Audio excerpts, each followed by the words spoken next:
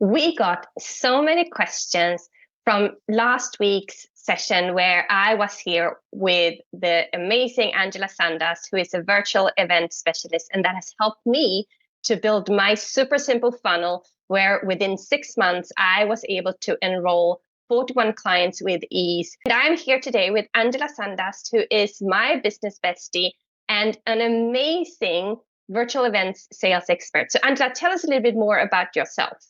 Yes, so anyone that have not come across me, my name is Angela. I'm a conversion event sales expert.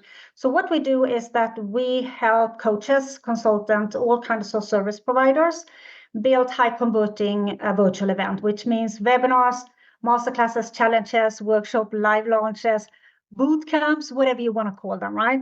And they are built to bring your audience from cold to sold within days instead of months, and also doing lead generation for them, the lead nurturing and the lead conversion. So that is pretty much what I do in my business. So we are going to go a little bit into those different types of events, but I want to start with a question we've gotten so many times, and that is, what if I don't have an audience? Can I use virtual events then? Can I do launches then? What do I do if I don't have an audience? So I think virtual events, any kind of these events, it doesn't matter what it is, it's a perfect way to start build your audience. Because we do, for an example, inside Maya Academy, we do something that we call Visibility Week, where we go out and start building our audience that we then start doing lead generation. But also when you do lead generation, you build your audience because the people that are out there saying, if you go out and say, hey, I'm running this masterclass, would you like to join? Yes, they're going to come into your audience, right? Which means that every time you run a conversion event of any kind, you build your audience. And also between the launches, of course, you are going to build your audience. But if we look at the time you run your conversion event, when you do the lead generation and the event in itself, your audience is going to start grow. So it's a perfect way to not only build your audience, but also sell and, for example, validate any kind of ideas you have to that audience. Oh, that is such a great comment, actually, because we might think we have the best idea and the best topic, but we don't know really until we have validated it. And that then actually takes me to the next question, which is a little bit connected to the audience, but goes a little bit deeper down into your funnel. And that is the email list, because we all know that having an email list is key. But so let's assume someone has an audience, but they haven't built their email list yet. So how is that connected? Do they have to have an email list then to run events? No, absolutely not. I mean, when you run your first conversion event, that is when you start building your list. So the leads that is going to come in your first event, that is going to be the start of your list. And I have a client I can share that have run 2 3-day workshop, and she went from 0 on the list to now having 1,100 people on her list from just 2 events, right? Because you take your audience, the ones that are in the audience, into your list every time. That it's like a freebie, right? Every time you implement your freebie, someone says yes and sign up, you build your list. So absolutely, you can start from absolutely 0. And I can confirm that too for me, because I run a masterclass regularly and I've run it 3 times. And since I had over 500 people registering each time to that masterclass, I've built my email list with plus 1,500 people, so that it's a huge opportunity to build your list and to continue nurturing them, because not everyone, even though they might join your event or show up to your event, be there live with you, they might not yet be ready, but you have the opportunity to continue to nurture them and to continue to connect with them. So I really love this type of, actually, as you said, a freebie, because it is, you're providing a lot of value. People get to see you, people get to engage with you. And I've had connect calls before, and it's not until I run my events that people actually say, hey, Josephine, this is what I'm talking about. This is what I want to do. This is why I want to work with you. So running these events, I think, also shows that, hey, I mean business and I know what I'm talking about. So we covered, what if I have no list? What if I have no audience? So let's go into that question. what type of events should I then really run? Because I talk about masterclasses, and I know you talk about 3-day events, and that might sound a little bit confusing to someone who doesn't really know what we're talking about. And I have run 5-day events, 4-day events, 3-day events, and now I'm only running masterclasses. So talk a little bit more about these different types of events, please. Yeah, so when I say conversion events, that is any kind of event that is built to take your audience from cold to sold, to convert the audience into an offer. You do a presentation at the end of your offer and invite them. And of course, they're different kind of event, they're different kind of length. So you might have seen a masterclass like Josephine runs. It's a 1-hour masterclass. But then you see 3-day masterclass. You get, oh, well, this is so confusing. You can actually call them whatever you want, because it's your audience that is going to react on the word that you use, what you name your event. So that is important. One thing that is important to understand. But when you decide on the length of your offer, 1 hour, 90 minutes, 2-day, 3-day, 5-day, I have run them all, paid and free. I run anything from a 35-minute webinar to a 9-day launch. It's important to understand that it needs to fit you, your audience, and your offer, right? So I'm gonna invite you to my upcoming workshop that I'm hosting, where I'm gonna go a little more deeper into that, because it's important to know that there is not one event that is superior to all the others. You need to find the right event for you, but you can call them whatever. I'm just saying it. You can say 5-day webinar. You can say 2-day masterclass or 2-day launch. It doesn't matter. I have heard boot camp, retreat, anything. Challenges. Yeah. Challenges is a big word. So when I started out 2017-ish, I launched a fitness business. And I run one 5-day challenge and one webinar in that business that kind of worked a little bit together. I'm going to share that story in the workshop because it's a long story. And that is how I built the fitness business, right? So, and I called them, I think it was challenge. I think I called that back then a challenge. And don't forget to add the results that you got within 4 months of running the challenge and the webinar. Can you please share that with us? Because I think whatever we do, we want to make those money, right? So let's share what you got within the 4 months. Yeah, so I can share really quickly. When I launched it, I built a fitness app. I run ads without having validated my offer, my audience, my dream client. No, I did it all wrong. And it costed me a lot of money, and I was really stressed out. And I came across a challenge. That is how I started out. And I decided to run one on my own, failed, hired someone and run it again. Same content, different title, nailed it. So I run that 5-day challenge once a month with a webinar that ran 2 weeks after to convert the last ones, if you want to call it that. And that way I run the same challenge, the same webinar. I didn't change anything. And within 4 months, I have made sales for $100,000 compared to I had struggled for, I don't know, 6 months running ads to an app, right? Because when people got to know me, like me, that is when it just turned around within a week. So that is what I can share, how an event can actually replace a lot of stuff, but also be the turning point of your business if you struggle today to close sales. And I think we actually covered that in last week's session. So if you haven't watched that last week, but we actually covered there how the difference and the importance of running these events live, because that is how you really connect with the people, and that is kind of comparing to all AI that is out there. It is so important. And yes, you can turn these things into evergreen later down the road if you want to, but it is important to run them live before, because it will convert lower when you run them evergreen, right? So that is important maybe to remember too.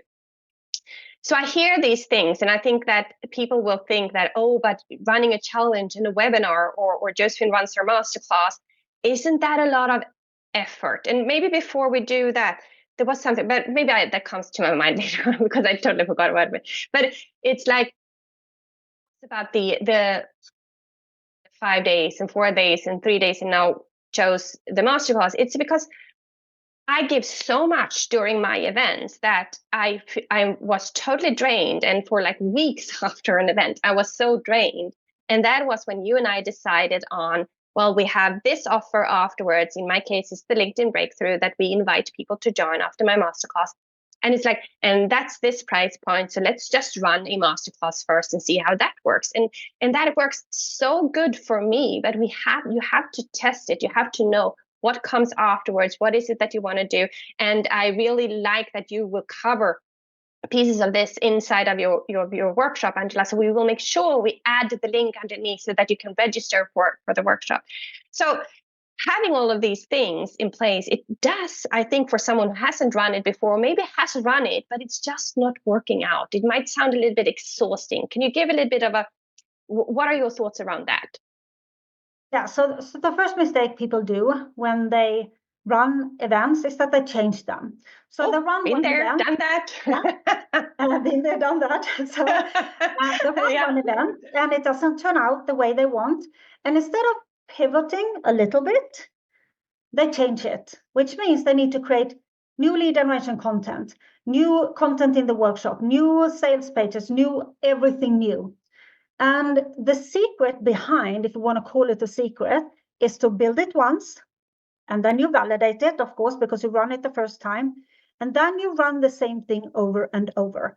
And we're going to talk more about this in the workshop, but I'm going to share. So I have one client that ran her absolute first. She had never done any kind of virtual event before. And we built a 3-day workshop for her, and she called it a 3-day masterclass. And the first time she ran it, she closed $17,000 in sales.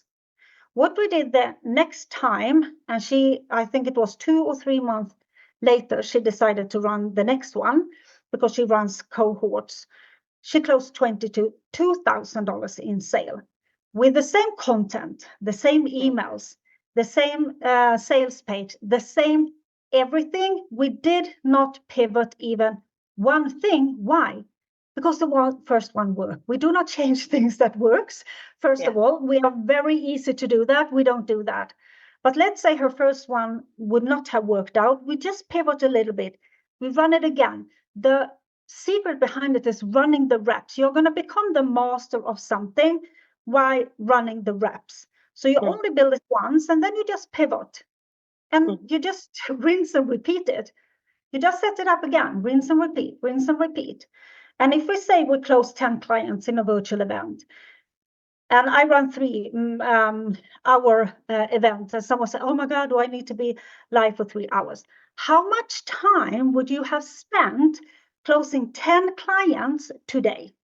I can promise you, if you put all that time together, it's way more than 3 hours. But not only that, because as I said last time, your conversion event is not only there to close clients, it's to shorten the buying cycle. So it's building trust, nurturing, which means the people that don't buy, they're closer to getting closed than they would have been otherwise. So you're actually saving time, and you are going to replace, like, I don't know, 80% of the stuff that you spend time on today with one event. And also maybe what we can touch upon, because, and I wouldn't say that for someone who doesn't have any kind of like a client journey, but what we have also done is to invite people that didn't join our next offer, or the thing that we invited them to actually like invite them to join a smaller ticket offer. And since we have nurtured them in the launch or in the event, they might be ready to buy or to invest in that smaller ticket offer, but they weren't ready to invest in a bit more the mid or high ticket offer, right? So that is kind of how you can use these different types to actually serve and support your clients on different levels. And that is also why I love this.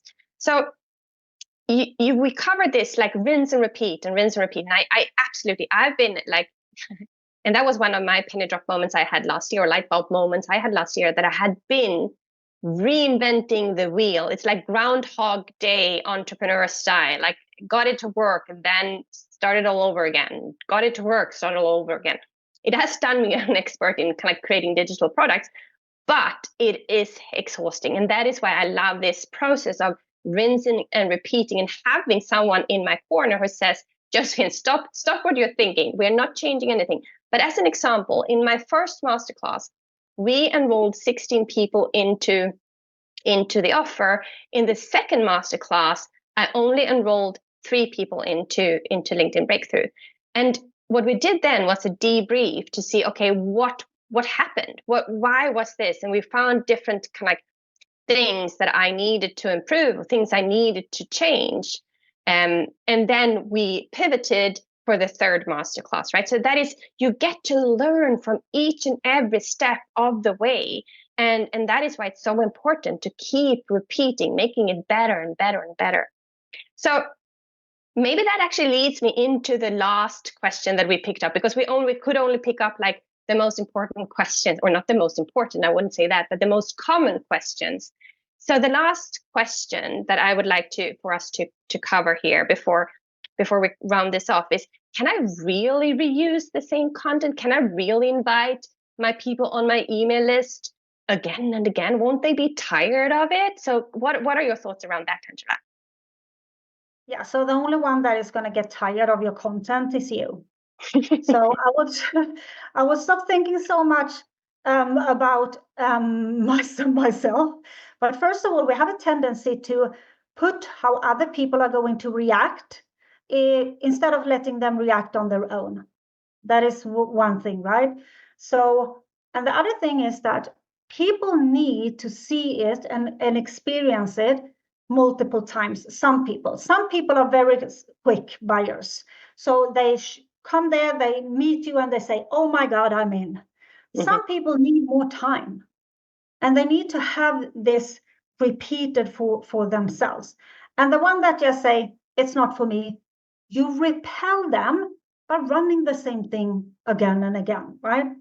And if you're going to change it every time, it's going to be exhausting. I'm just going to say it because I've been there, done that, right? So the only one, I'm just going to say it again, that is going to get tired of it is you. And you need to move out of your own way. Mm-hmm. Yeah. And that is also why it's so important to actually find a topic that interests you, because it is going to, and also really to listen into what it is that they're saying. What are their challenges? What are their needs? Because you are at a different place now compared to when you first started your journey. And that is why it's so important. So what are the next steps for those really listening to this and who wants to kind of learn more about launching and how they can implement that strategy into their own sales strategy? What are their next steps now, Angela? Yeah, so I'm hosting a workshop, an upcoming workshop, where I'm going to help you use virtual events to take your audience from cold to sold within days. So we're going to cover 3 main things. And the first thing is the runway. That is what we call everything when we start doing lead generation up until the event goes live. And that part is now more important than ever to nail. Okay, so we're going to cover how to do that and what to do and what not to do. And the second thing is the event in itself. What content am I going to present? You might have run events and you just feel they doesn't work anymore, they don't convert, because there has been a lot of changes when it comes to what content, how are we going to drive sales within the event. So we're going to cover that part. That is the middle part of the event. The last thing is that we're going to cover the sales. So a lot of people feel awkward when they go from teaching, awkward sales pitch, whatever you want to call it, right? And we're going to talk about how you can kind of do that with confidence, but also make that transitioning from the content in itself to the sales very smooth. So you don't feel awkward, salesy, pitchy, or whatever it is that you feel, what feelings comes up when you do the sales. So we're going to cover those 3 big parts, and then I have a couple of bonus sessions. So if you're interested in running virtual events, any kind of virtual events, to do lead generation, lead nurturing, and convert your audience, closing clients, join me for that workshop. And Josephine is going to be there as well. Yes, of course. I will definitely not miss this for the world. So we are going to add, or I am going to add, the link underneath this video. So make sure you register because the interest is massive and we are going to have a fantastic party going on there. So you definitely don't want to miss this. And I can't wait to see you there. So thank you so much for listening to this. If there are any additional questions that pop up, make sure you add them underneath here, because then Angela will be able to address those questions too in that workshop. So thank you so much for being here with us today. Thank you, Josephine, for having me.